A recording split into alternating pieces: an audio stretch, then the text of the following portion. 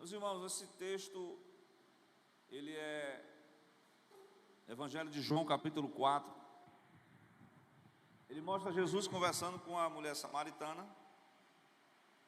Até falei sobre isso. Esse texto você pode ver uma abordagem evangelística, né? Quando você conversar com a pessoa, você puxar assunto. E ele tem verdades que vai falar sobre isso. Mas também tem uma passagem da relação de Jesus com os discípulos, né?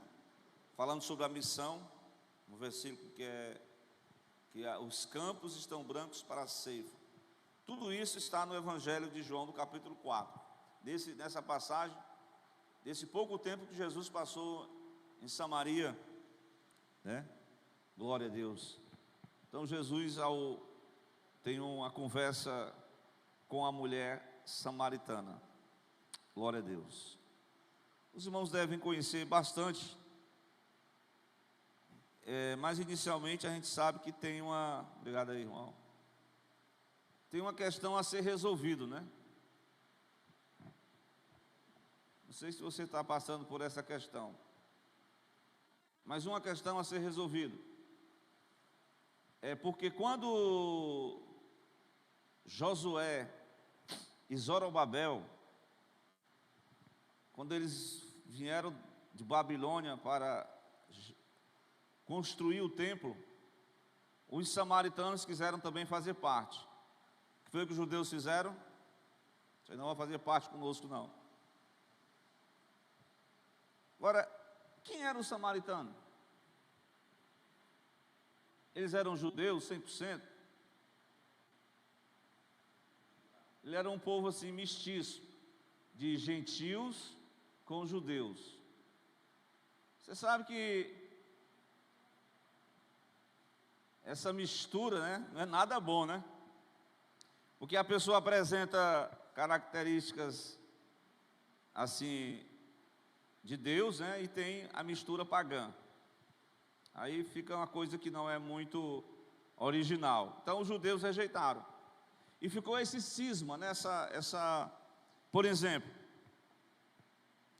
Jesus estava saindo da Judéia, que ficava no extremo sul, ele ia para o norte da Galileia, né?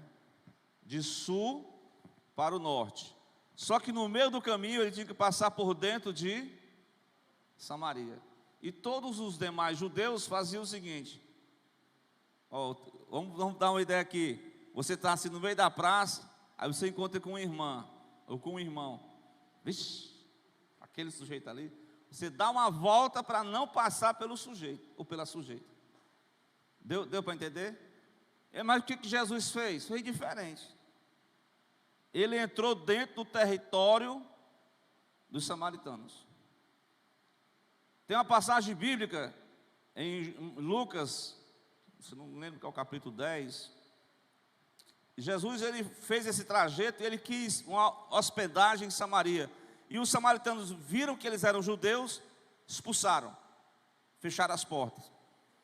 Aí os discípulos, que eram chamados os discípulos filhos do trovão, era um apelido deles, não sei porquê. Tu sabe, né, irmão, por que eles eram filhos do trovão? Eles eram assim, estopim curto. Você é um crente estopim curto? Você é desse jeito? O que é isso, pastor? Qualquer coisinha você já está logo se explodindo com os irmãos? Você é desse tipo? Você está aprendendo com os filhos do trovão. Os filhos do trovão, Senhor, faz igual Elias, manda fogo aí, detona todo mundo aí. Aí Jesus diz: vocês não estão sabendo que espírito vocês sois, porque o Filho do Homem não veio destruir, o Filho do Homem veio salvar. Então, Jesus passa por dentro de Samaria, ele vai, porque o propósito dele é o homem, é voltar o homem para o encontro com o Criador, o Redentor. Eu estava ouvindo um hino hoje do,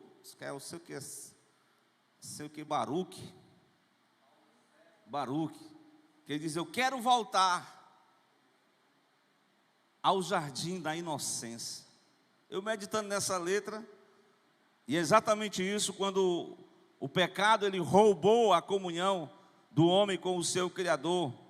Todo santo dia, o homem tinha assim uma conversa com Deus, e aquilo foi retirado, né? Houve as trevas, e o ser humano ficou com esse desejo de adorar a Deus, mas infelizmente ele perdeu o caminho. E por consequência também do pecado, houve essa rebelião do homem para com as próprias pessoas, né? E aqui nós temos um caso muito, muito importante: a rivalidade religiosa entre judeus e samaritanos. Jesus vem no meio de Samaria, atravessa Samaria, não enrola, não passa, não, ele vai direto. E aí ele se encontra com aquela mulher, que era um horário do meio-dia. Os discípulos tinham ido à cidade comprar comida, e Jesus resolveu fazer assim uma abordagem evangelística, irmã Vilani. Jesus não perdia tempo, né? Falou das questões básicas, das necessidades. Qual é a maior necessidade básica que Jesus falou nessa passagem? Ele pediu à mulher o quê? Pediu a água para ele pudesse beber. Então o Senhor mostrou que, aí ela vem com várias questões, né? Questão por ela ser mulher, e ele, um judeu, conversar com ela. Então Jesus entra no mistério da palavra, né? Sobre o dom da vida eterna. Glória a Deus. Quem beber dessa água tornará a ter sede, mas aquele que beber da água que eu lhe der nunca terá sede. E ela se interessou com aquela conversa, porque a conversa de Jesus é interessante, né? Ele tem uma passagem no Evangelho de João que diz assim, que ninguém falou como aquele homem, ninguém falou como ele. As palavras dele em 24 de Lucas foram cativantes para aqueles discípulos de Emaús. Então, ele trouxe para aquela mulher uma palavra e despertou nela o interesse dela beber dessa água viva. Glória a Deus. Só que interessante, ela era melhor dizendo, uma samaritana, não diz o nome dela, né? Então, quando ela disse: dá-me de beber para que eu não possa mais vir para este poço, eu quero beber desta água, ela falando em termos físicos, nós não estamos falando de coisas materiais. Aí Jesus faz uma questão, né? Porque ele diz: vai, chama o teu marido. E ela revela a situação dela. Na verdade, ela disse: não tenho marido. E Jesus é que mostra: você disse bem, você não tem marido. Porque você já teve quantos maridos? Meu Deus do céu, 5 maridos. E agora o que tu tem não é o teu marido. Isso você falou com verdade, né? Foi aí que Jesus, que a mulher samaritana disse: eu vejo que tu és um profeta. Glória a Deus. É o profeta aquele que revela o estado da pessoa, né? Certamente se Jesus fosse direto ao ponto: olha, mulher, tu está em adultério. Não, Jesus foi calmamente, e foi até que ele aplicou a palavra. Diz: olha, a questão da adoração, ela envolve, não é só uma questão litúrgica. Glória a Deus, né? É que nós vamos ver aqui. No versículo 19, como eu li, eu vejo que tu és profeta. No 20, ela vai dizer assim: nossos pais adoraram neste monte, e vós dizeis que é em Jerusalém o lugar onde se deve adorar. O monte que ela faz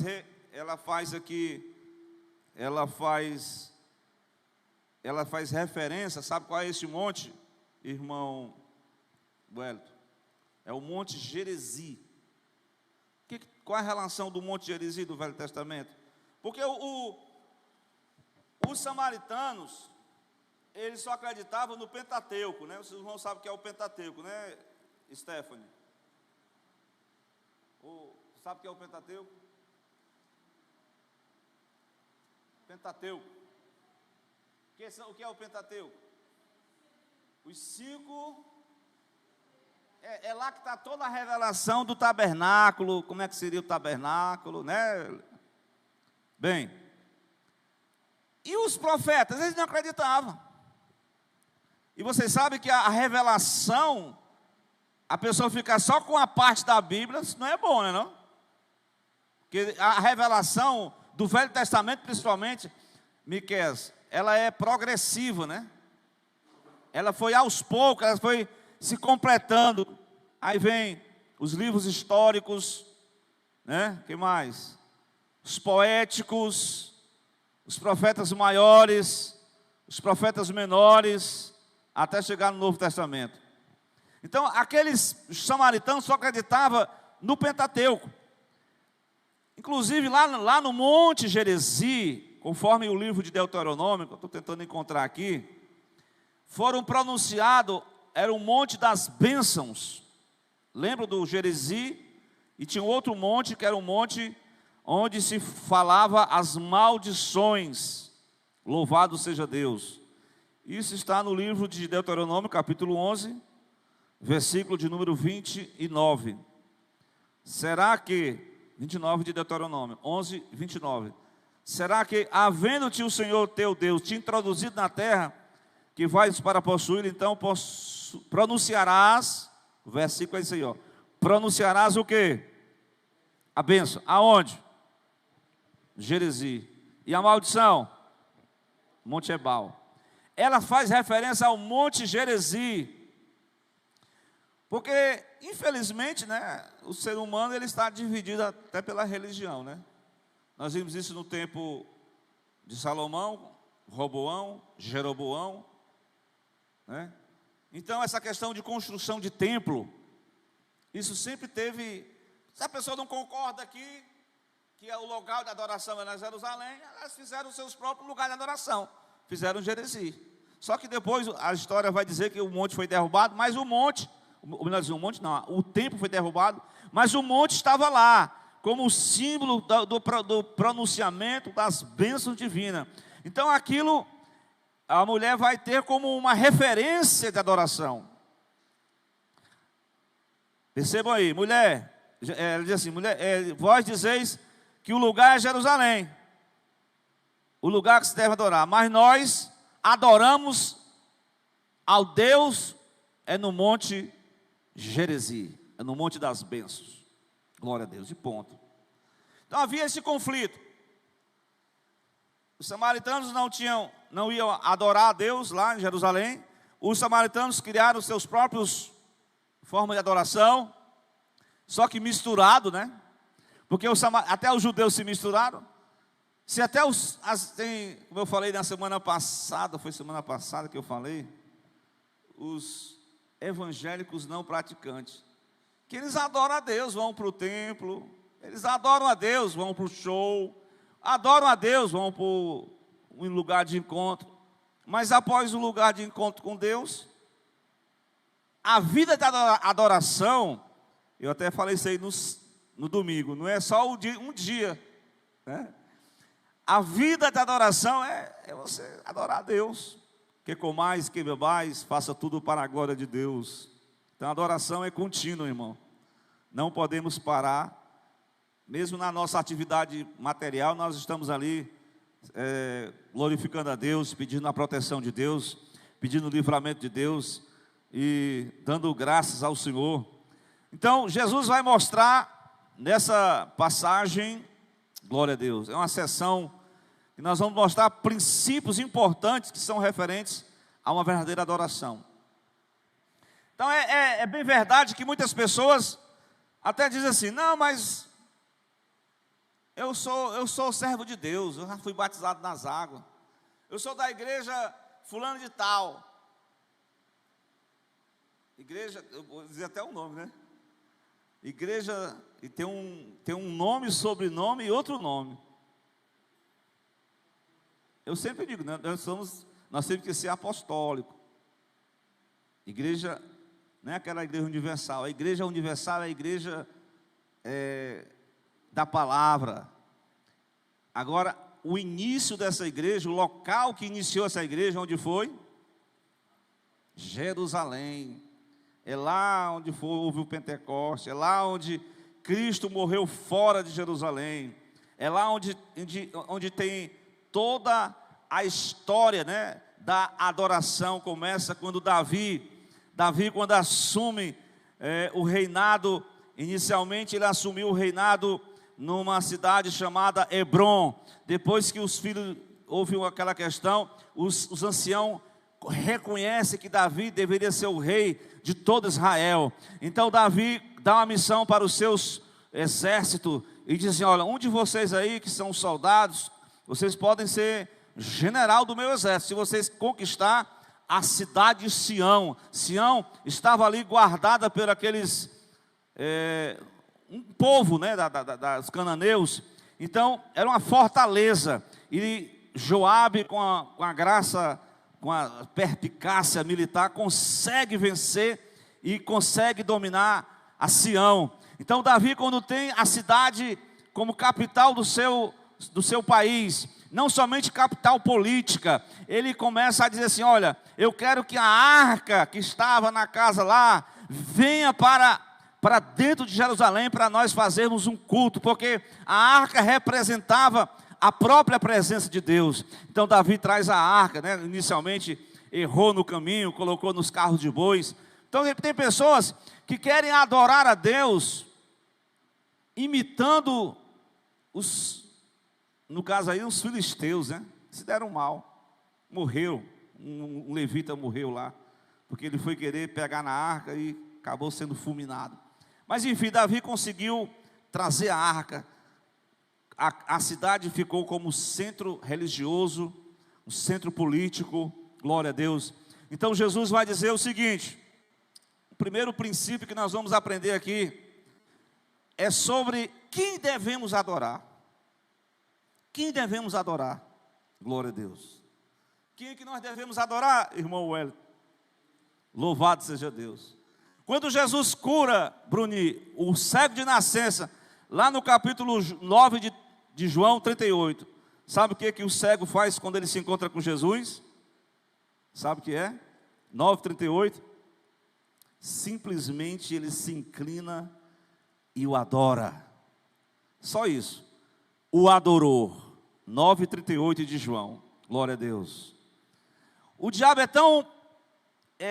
deseja corromper a adoração do homem. Ele corrompeu no princípio. E Paulo vai dizer que os homens deixaram de adorar o Criador para adorar quem? A criatura. As pessoas estão adorando agora a criatura.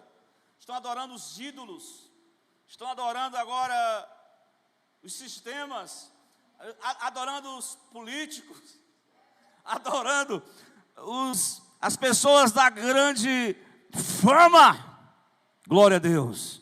Mas é verdadeiramente o único que deve ser adorado, como eu mostrei em João 9:38.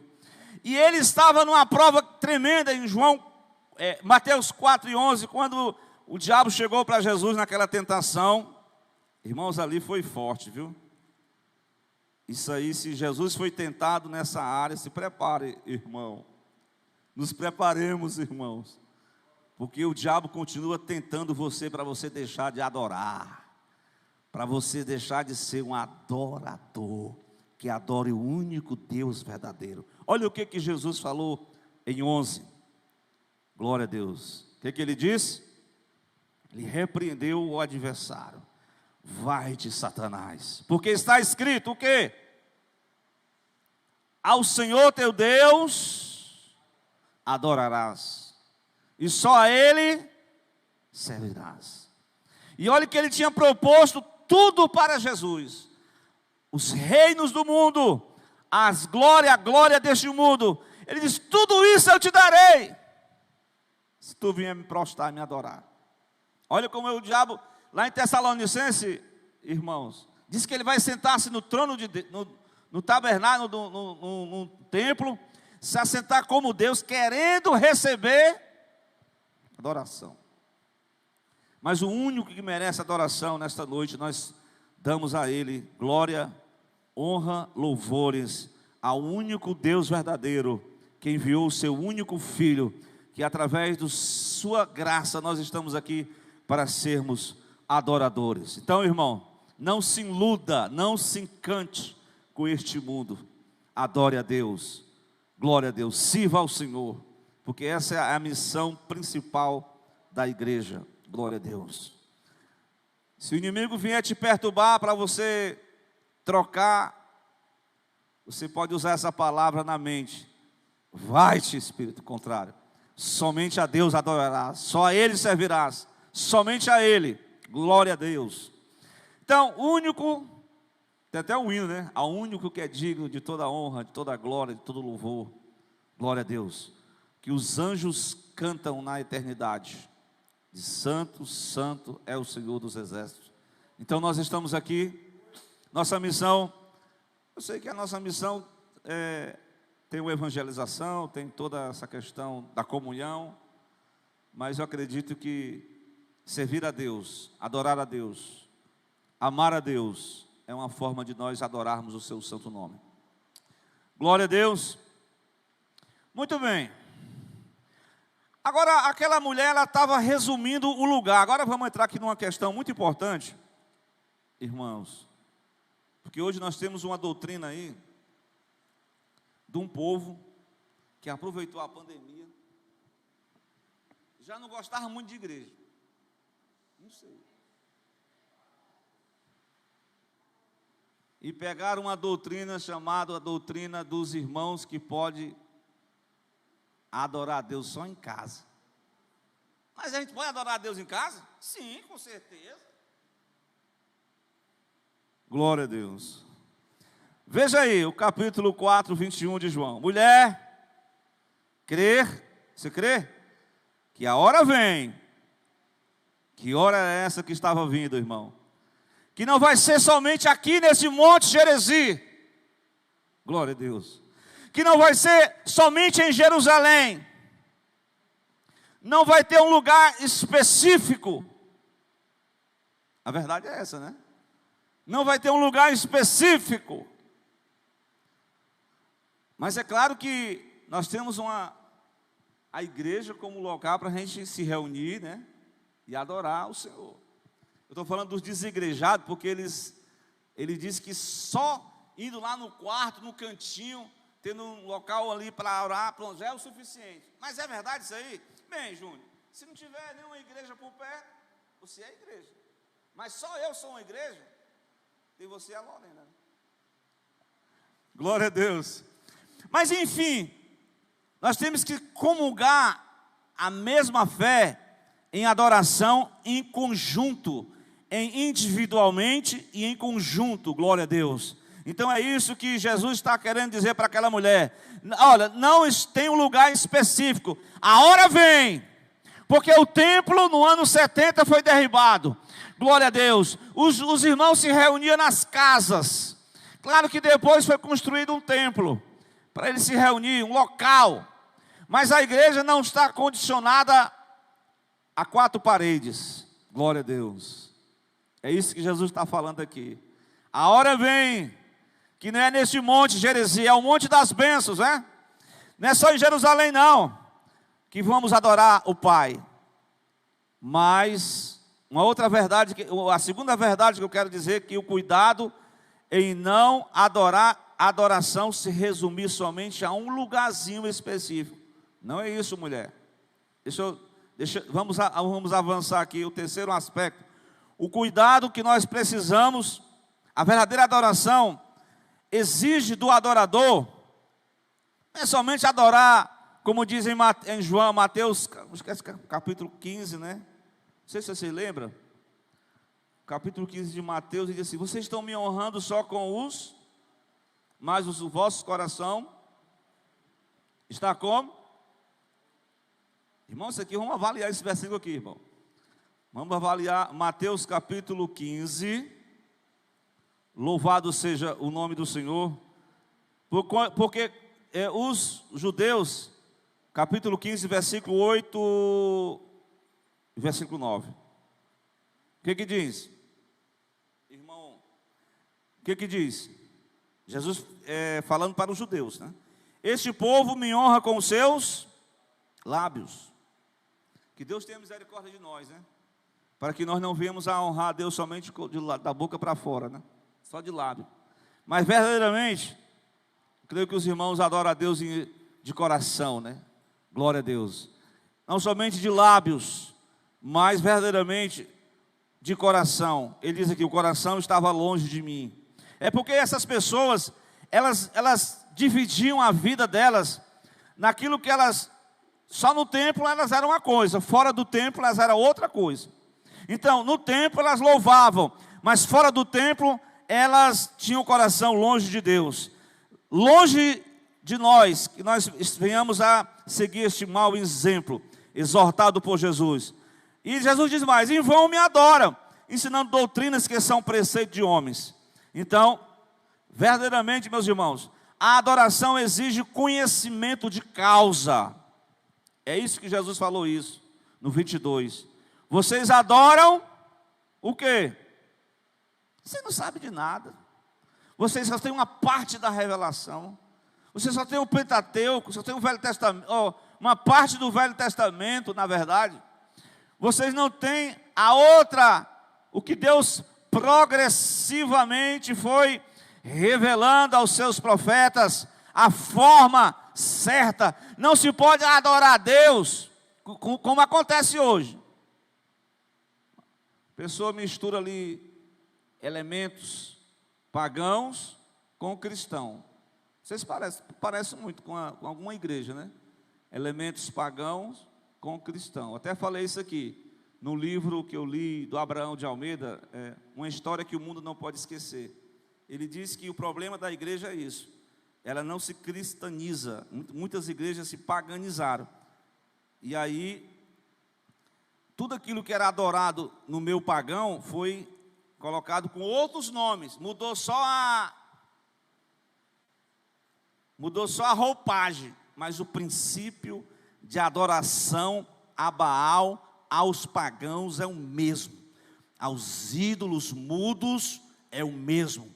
As entidades é a mesma, é o mesmo princípio. O inimigo sempre deseja roubar do homem a verdadeira adoração. Não, você vai à igreja, você dá uma adoração lá, canta uns hinos, tudo bem. Não é só isso não, irmão. Vocês adoram o que vocês não sabem. O samaritano, eu estou falando para a mulher samaritana. Mas nós, os judeus, adoramos porque nós sabemos. Até porque a salvação vem dos judeus.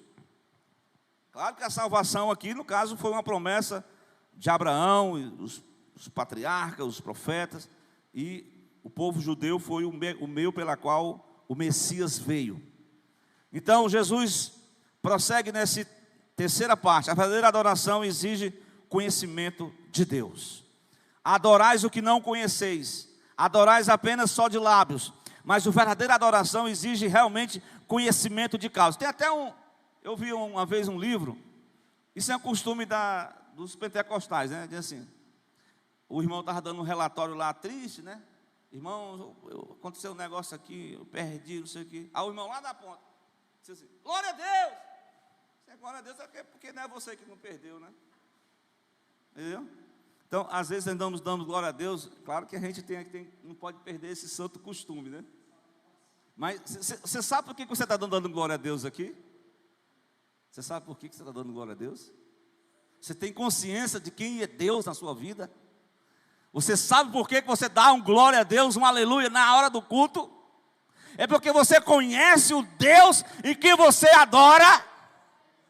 É isso. O resumo é isso. Vós adorais o que não conheceis, o que não sabeis. Nós adoramos o que sabemos, porque a salvação vem dos judeus.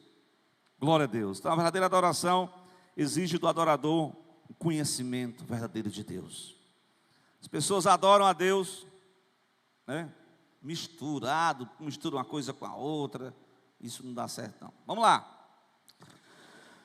Mas vamos ver aqui algumas coisas que impedem as pessoas de adorar. Empecilhos da adoração. Irmão, tem empecilho para a adoração? Tem? Tem? Já citei aqui. Um deles é a hipocrisia. Mateus 15, 8 e 9. Hipocrisia é um dos empecilhos. As pessoas só fazem aquela questão para cumprir tabela. Glória a Deus. Deus não quer que nós apenas sejamos cumpridores de tabela.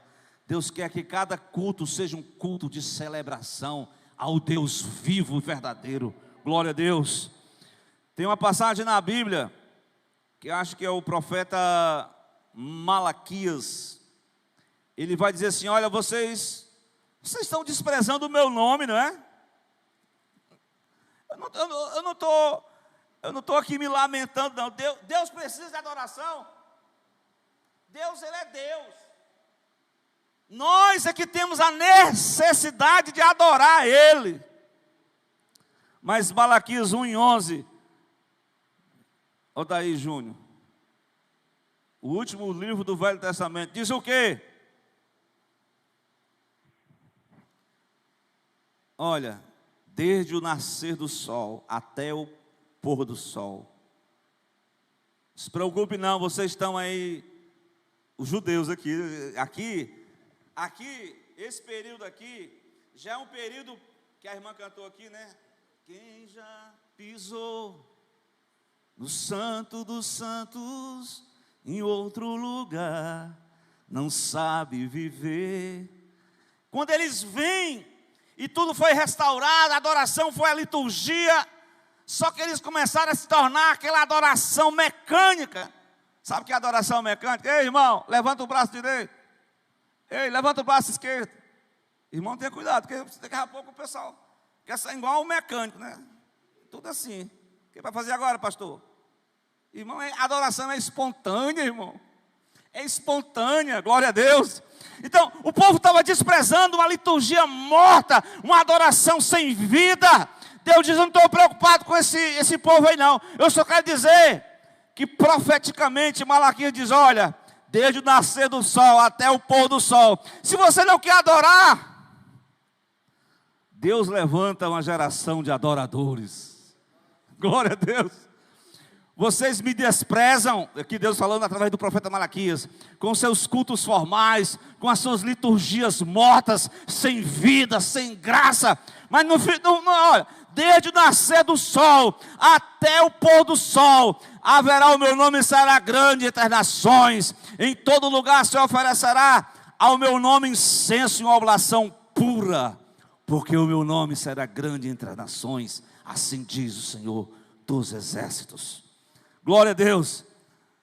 Irmão, Deus ele é grande, irmãos. Ele é excelso, Ele é sublime, Ele é majestoso, Ele é grandioso, Ele é soberano, Ele reina sobre tudo e sobre todos.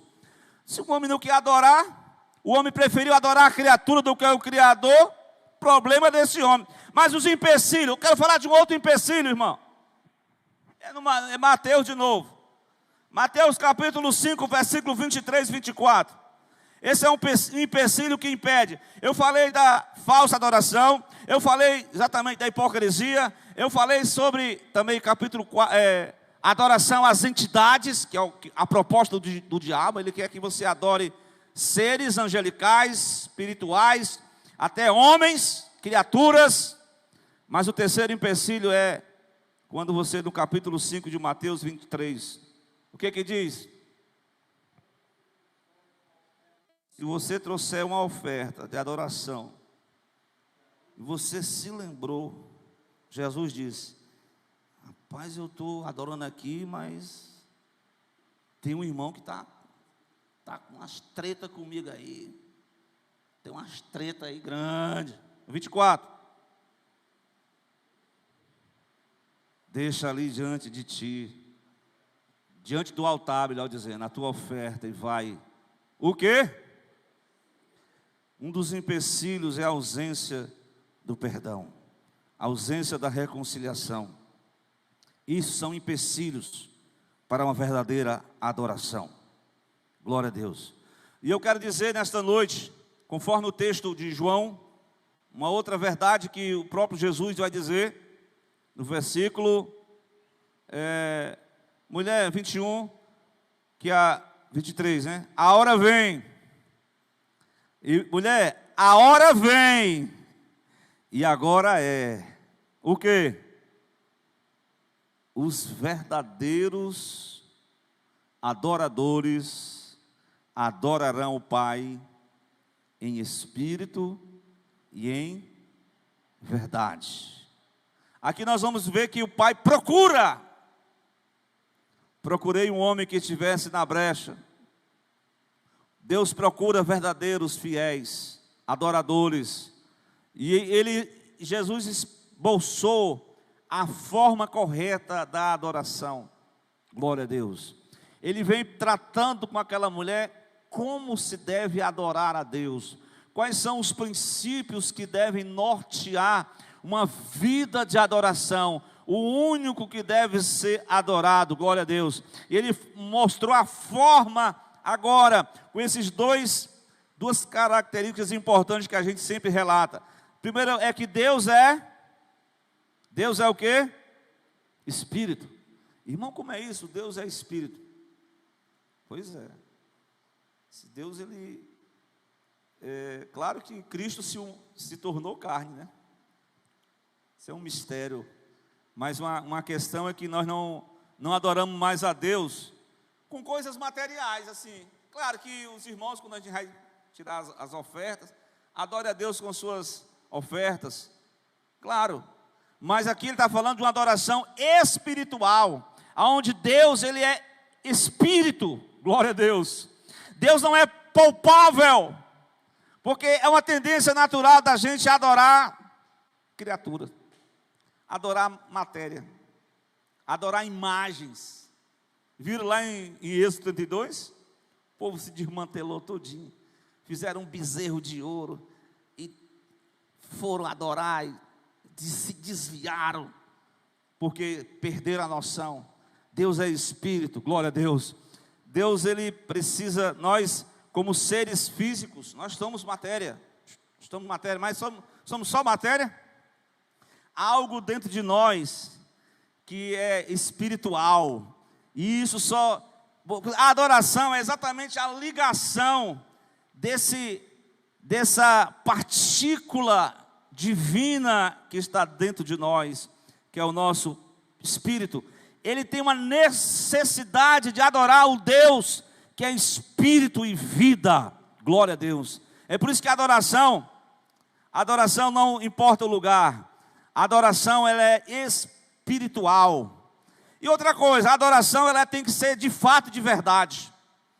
Adorar com mentiria, com falsidade, com hipocrisia, adorar somente para cumprir uma tabela como liturgia, com a liturgia morta, ritualista, simbólica. Deus não quer isso, pelo contrário, lá no Velho Testamento Deus mandou foi fechar as portas. Eu quero um culto de fato, de verdade, porque Deus é a própria verdade, o próprio Jesus é a verdade, irmãos.